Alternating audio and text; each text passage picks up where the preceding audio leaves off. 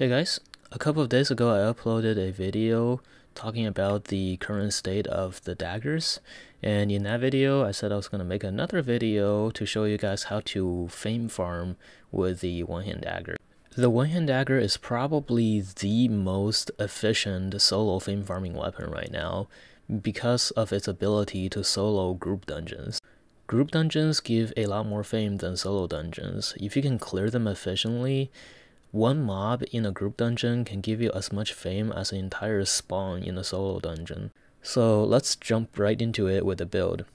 The build that I recommend you use is a one-hand dagger, torch offhand, assassin hood, hunter jacket, and specter shoes.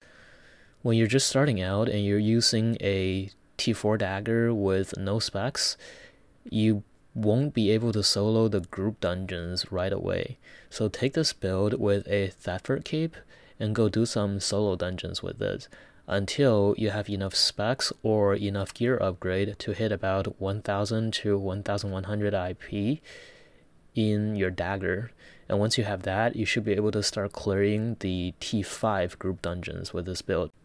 When you start clearing the T5 group dungeons, change your cape from the Dagger cape to a demon cape or a keeper cape. Demon cape and keeper cape are just as good as one another in my opinion. I don't think there's a real advantage of one or the other. I think in most cases the demon cape may have a little bit of a damage advantage, but in some dungeons you have mobs that avoid your demon cape puddles. For example, in Morgana dungeons, the crossbowmen, and in keeper dungeons, the bears likes to get out of your AoEs. So in those situations, the demon cape won't really do much, and the keeper cape is like slightly less damage than the demon cape, but it does something against all mobs. So I prefer the keeper cape, but there's nothing wrong with the demon cape either. Now, when I just started using this method to fame farm, I had 40 specs in my one-hand dagger, and I was using T6 flat gear. I was able to clear the T5 Blackstone dungeons with no issues, but I felt like I was going a little slow, so I upgraded my gear to T8 equivalent, and I started getting really good fame with just a bit over 1200 IP. So I think around 1000 to 1100 IP, you should be able to start clearing these dungeons, but I think you'll really start becoming efficient in the T5 dungeons when you hit around 1200 to 1300 IP. And if you have more IP than that, you should start doing the T6 group dungeons. Using this method to fame farm, I was able to get my one-hand dagger spec from 40 to 100 within 3 days, and I wasn't full-time farming either. I was still streaming and doing Hellgates. I was only fame farming for a few hours a day, like maybe 2 or 3 hours a day. And of course I was pouring the fame credits from my Hellgates into the one-hand dagger as well. So if you were to just full-time fame farm with a one-hand dagger, you should be able to get it to 100 specs within just a few days.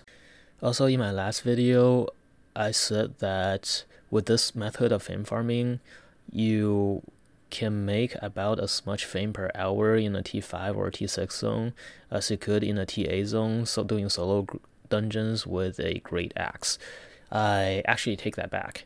Now that I'm more spec'd in this weapon and I'm using higher tier gear, and I'm actually like blazing through these T6 group dungeons very fast by myself, the fame from this is actually way better than doing solo dungeons with a great axe. With all of my gear at 100 specs, I can get as high as around 2 million fame credits an hour using this build. That means if you have everything to 100 with this build, you'll be able to max out a non-artifact using fame credits, a non-artifact weapon using fame credits in like 8 hours of farming.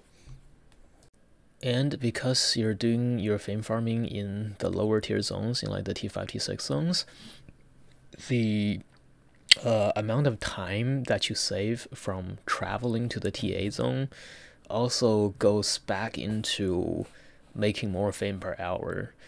and because you spend more time in the dungeons, you know, because each of these dungeons will take you a little bit of time to clear. So because you're spending more time in the dungeons and less time in the open world looking for dungeons, that also increases your fame per hour. So to actually do these dungeons, what we want to do is basically just do like 1Q into the mobs to get some stacks, and W to give you the damage buff. We run the throwing blades W, by the way, for the damage buff that it gives.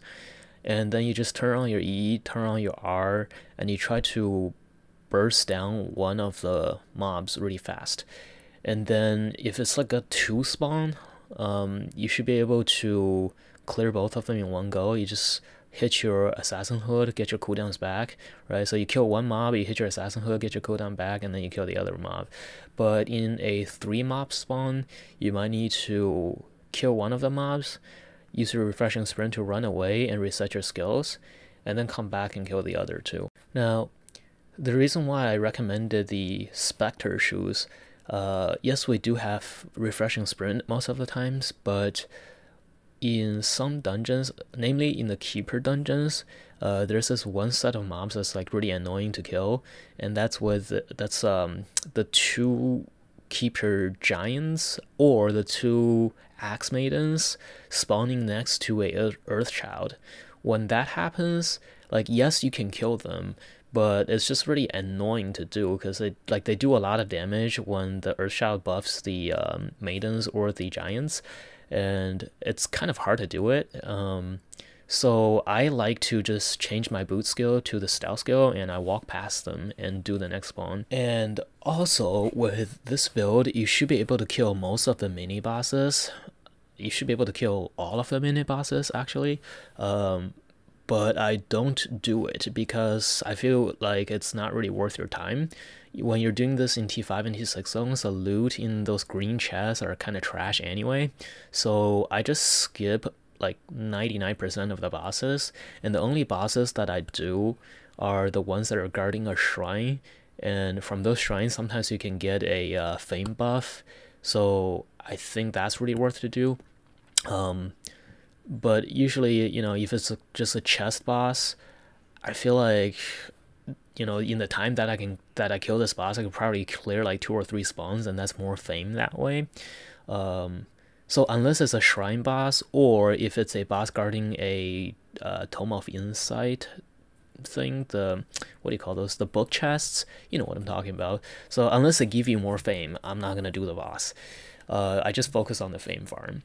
Now, if you are more concerned about silver, you could do this in the red zone with the faction flag. I think that's gonna give you more silver per hour if you just faction flag and do this instead of like actually going after the chests, because the chests from the T5 and the T6 dungeons they're really just not that good. And because you're soloing it, it takes a lot of effort to do those, so, you know, if you're gonna farm chests, you might as well just go solo TA group dungeons. That's how I feel.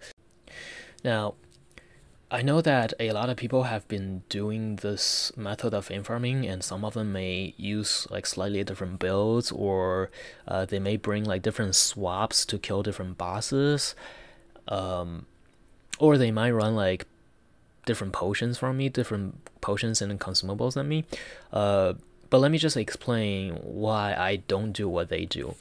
So first, like I said, I really don't think it's worth your effort to kill the bosses for the chests, because the loot from them is, at least like in my experience, it's been trash.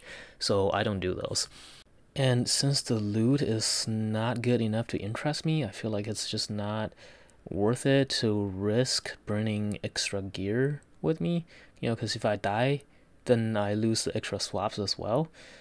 So I don't think it's worth burning the extra swaps to get some like really trash loot from these T6 chests. When it comes to just killing the mobs for fame, I really think that this is the most efficient way to do this.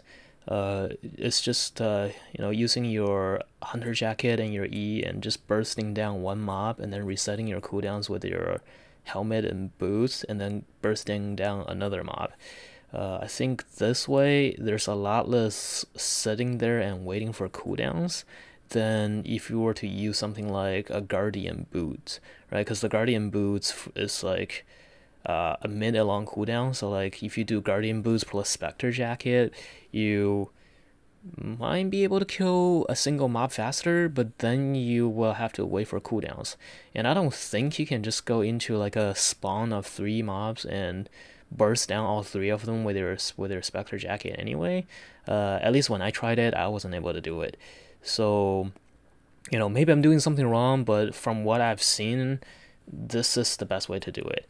Now, if you think that you have a better way to do this, if you are actually getting like significantly more fame per hour than I am, that's like 2 million fame credits an hour. If you're getting more than that, let me know what your build is, and I may have to switch over to your build. But from all the methods that I've tried, I think this is the best way. Also, there's another thing you could do for the boots is you could use any kind of leather shoes to get refreshing sprint, and then only switch to the Hellion shoes if you need, sorry, not Hellion shoes, only switch to the Spectre shoes if you need to skip something. And if you do it that way, then you actually don't have to bring any kind of artifacts in your whole build. So, you know, there's people that tell me you can do this better with a Spectre Jacket or a Stalker Jacket or whatever. I don't think you can. And even if you are actually clearing faster, if you're making a build just for fame credits, you don't want to include any artifacts in your build, right? Because like with this setup, if you do no Spectre shoes, just like any leather shoes for refreshing sprint, and you switch to Spectre shoes only to skip mobs, then you have no artifacts, and that means you can max out your whole entire build really fast and start getting fame credits from all of your gear really fast. So that's another reason why I use this build, is because there's no artifact pieces in it at all. And another thing is when I'm fame farming with this method, I always run an invisibility potion with a double-bladed weapon swap, so that if I do run into another group trying to do a dungeon, or like, I don't know if people actually dive these low-tier group dungeons, but you know, if you get dove in here, you can just drink the invisibility potion, change your weapon to the double-blade staff, and you run away. Because I do like to do these with really high tier gear to make this like as efficient as possible. So I like the safety that the invisibility potion can provide me. You can run poisons to throw at the mob so you can kill them faster. But honestly, like, I don't have issues killing the mobs within one burst when I'm running just like really high tier gear. So I prefer the invisibility potion method to give me a little safety. Now for the food, when I was using lower tier gear, I was using the Avalonian beef stews, I think they're called. It's the one that gives you more damage and more health regeneration out of combat. So that one, I like that one for the lower tier gears. Now, if you can't afford the Avalonian food, because they're pretty expensive, you could also just run health regeneration food like you would do in solo dungeons. So run like a catfish or like a cabbage soup. That works. But if you can afford it, the Avalonian beef stew is better. Now, if you run with really high tier gear, like 8.3s, you might run into mana issues with this build, because the higher tier gear you use, the more mana it costs you to use skills, right? So if you run really high tier gear, you might have to switch your food to, I think it's called, hold on, cut, let me look it up. Okay, the food to use for that is called Black Bog Clam Soup. This one gives you mana regeneration and HP regeneration out of combat. So switching to this food will solve that mana issue for you. Now, after the last video, a lot of people has been asking me, you know, should I switch from what I'm fame from? Like, let's say I have 30 specs into bows now. Should I switch from whatever I have into daggers? And honestly, like, I'm scared to tell people yes because the nerfs and buffs keeps happening in this game and things are changing really fast. Like by the time that somebody hits 100 specs with a weapon, it might get nerfed like it did with the spear. So I'm not gonna say yes or no on that one, but I'm just gonna say that right now the one-hand dagger in its current state is like super worth it if you want to get like if you want to get a weapon that's just for fame farming, just for fame crediting actually. And again, if you have let's say 80 specs already in the Great Axe, um, I do think it's worth it if they don't nerf this within the next patch or something. I do think it's worth it to just start farming on the dagger and don't spec out of your great axe to put credits into the dagger. I don't think that's worth it because again, like you don't know when they're gonna nerf this. So keep your specs in whatever other weapons you have and just take a one-hand dagger and start getting it up there if you want a weapon that's just like super good for solo fame farming. But do not spec out of whatever you have right now to put into the one-hand dagger, okay? Because again, you don't know when they're gonna nerf it. If I tell people that this weapon is super good and people start putting everything they have into it and it gets nerfed like it did with the spear, I warned you. It's not my fault.